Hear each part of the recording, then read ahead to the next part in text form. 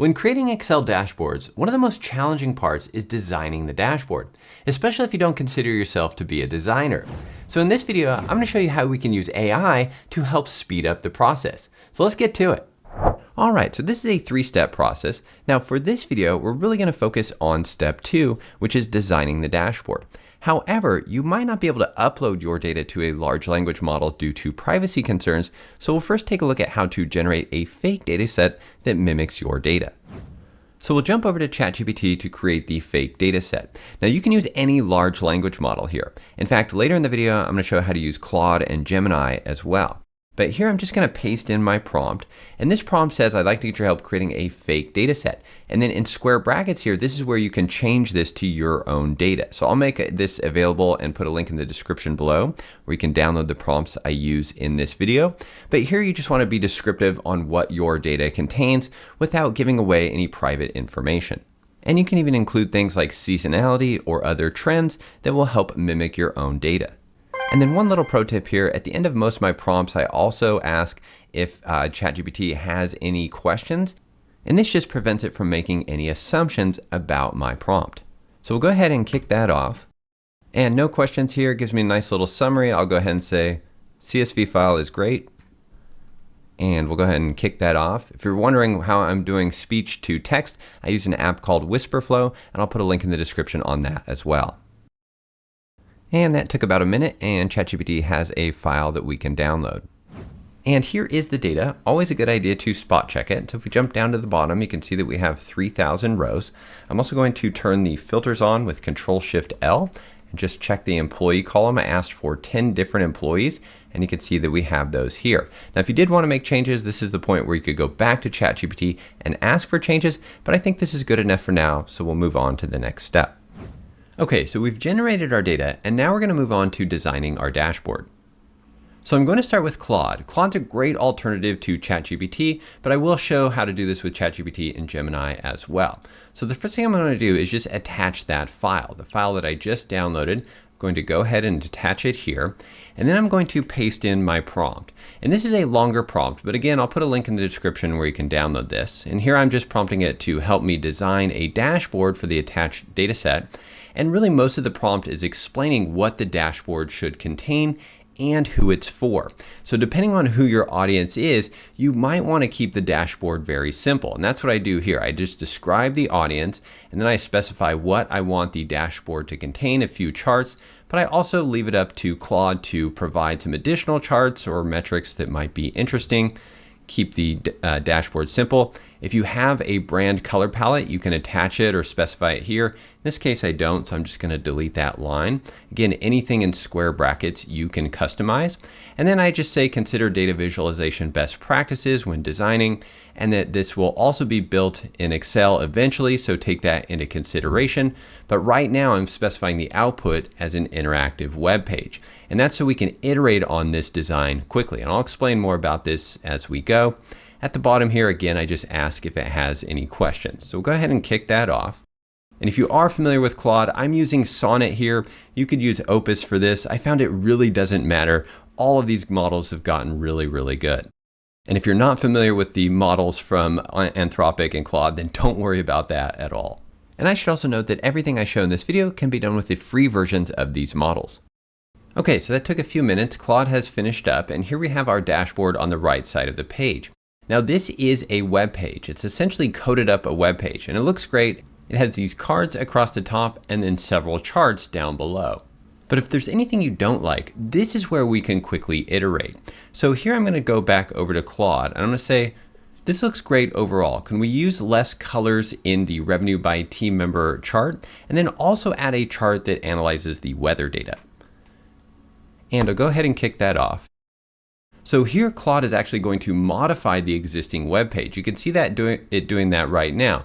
This means it's changing lines of code in the web page, and then pretty quickly there, it's already done all of the work, and you can start to see its work over here. So, oops, it's still going, it's still working. I'm interrupting it there by just scrolling, but still doing work to just essentially code up this web page. Okay, there we go. Now it's done. It's made 2 updates to the team member chart. Now it uses single consistent ocean blue colors. And then it also has rentals by weather condition and a revenue by weather condition. It's added 2 more charts. So we can see this looks better. And if we scroll down, we now have some weather condition charts.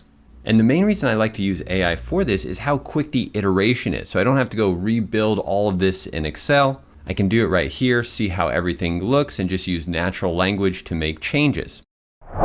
So next we'll look at Gemini, which is Google's AI tool. Here again, I'm going to attach my file. So here's the CSV file. Now Gemini has a great feature called Canvas. So under tools here, we're going to enable the Canvas feature. And this essentially allows it to code up a web page as well. So with that enabled, I'm going to paste in my prompt and we'll go ahead and kick that off. And Gemini is now done, and here is our dashboard. I'm going to zoom out a bit because I have my monitor zoomed in so we can see the cards up at the top here, and then we also have the charts down below. And again, this is a web page. Gemini coded up this web page. You can see the code right here. Wrote almost 300 lines of code there in just a few minutes to give us this nice interactive looking web page. And again, if there's anything you don't like or want to change, you can just iterate with it in chat. And then jumping back over to ChatGPT, I've attached my file and pasted in my prompt. ChatGPT also has a Canvas feature. It's under the More submenu here. You can choose Canvas, which is very similar to Gemini. So we'll go ahead and kick that off. And that took about a minute. And ChatGPT has also written a web page that you can see here. And you can click the preview button to check it out. And as you can see, it's displaying this console error down here. Now this has been my experience with ChatGPT. Almost every time I try and do this, it comes back with an error. And so you can just tell it about the error here, and then it will fix it. So I'm going to say, please fix the console error. So it came back with another error, but one thing I noticed is that you can click on the error message and then click this fix bug button to initiate the fix.